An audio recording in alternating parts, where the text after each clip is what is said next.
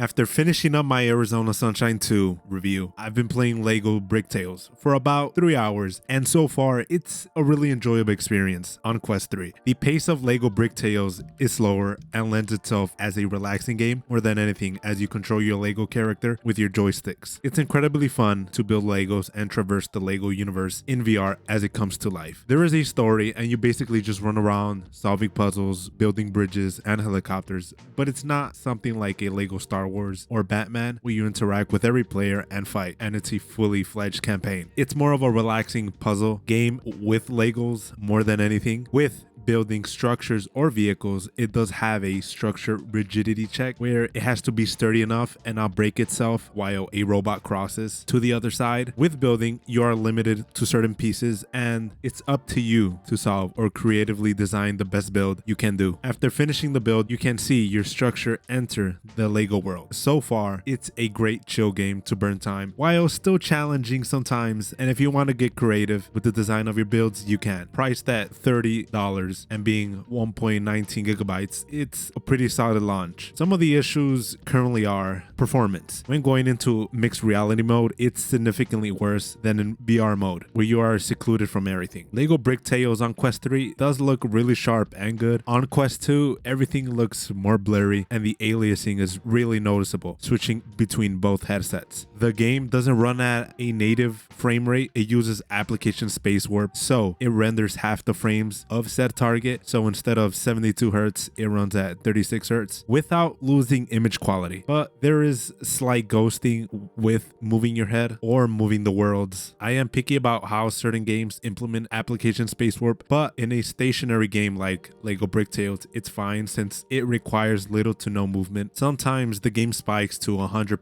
CPU or GPU utilization with or without recording. So performance varies. It's not consistent as one would hope, as it uses particle effects in the game, shadows, high quality animations, and good lighting. The performance is amazing for standalone, but it's not buttery smooth. Current missing features or dislikes that I have with the LEGO Bricktales are: number one, no free build mode. Since it's LEGO, immediately you would think it would give you a mode where you can build your own world, do whatever you want at your own time. Something like creative mode or free build mode is still not in the game. Building is really satisfying, and hopefully the game does not charge us extra for a mode where we can use whatever blocks we want however we want. Since there's an in-game token like bananas, it adds a level of progression, but not really. It's just more of a customization feature. Another thing is when entering certain parts of the story, when talking to the characters, since you can move the world, it will throw you back into the starting POV for some reason, because every time you talk to the characters, they're not dynamic where you can interact with them,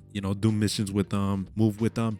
You enter more of a cinematic sequence where you talk to the character, and after that character, you stay put while that character goes to point A to point B, and after they get there, it's a transition, black screen, and it resets you back to your starting position, and hopefully it gets patched. Most likely it will get patched because it just throws you off entirely. Performance, another thing is performance in MR introduces more aliasing even on Quest 3. At MetaConnect 2023, day 2, one of the engineers did mention losing performance, if I remember, around 20 to 30% of the compute budget. So they don't have the whole budget of what it would take to create a VR game where you get 100% of the budget, but then that's cut because of the operating system and things like that. Now they have even way less because of mixed reality. But with how far the resolution is pushed, they could at least fix it, since it really looks like crap on mixed reality mode, and this game was being paraded as an mixed reality app first and foremost for Quest 3. Switching between VR and mixed reality, the graphics are noticeably better just turning off mixed reality mode. But overall, I think it's a good game that feels more like an experience given the price tag and the gameplay. If the game was released for $20, I think the asking price